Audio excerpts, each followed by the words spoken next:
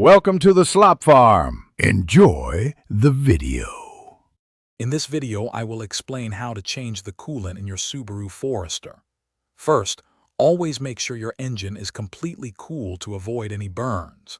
You'll need a few essential tools, including a large drain pan, a wrench for the drain plug, and a specialized spill-free funnel for refilling.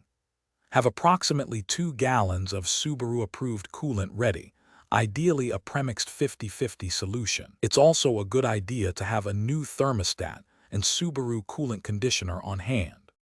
Now let's get that old coolant out. Begin by positioning a large drain pan directly beneath your radiator's petcock valve.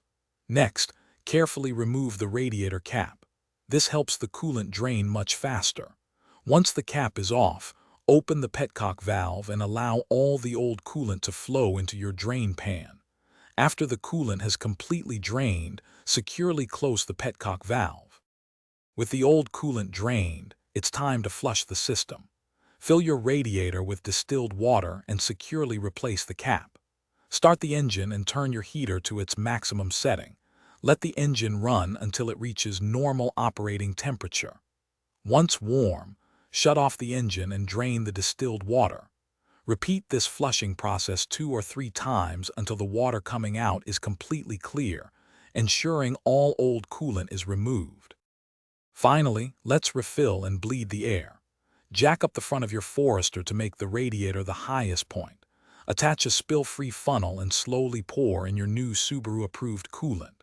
Start the engine with the heater on high, squeezing the upper and lower radiator hoses to help release trapped air bubbles. Continue this until no more bubbles appear. After the engine cools overnight, check the coolant level and add more if necessary. Thanks for watching. Consider subscribing if we helped you today.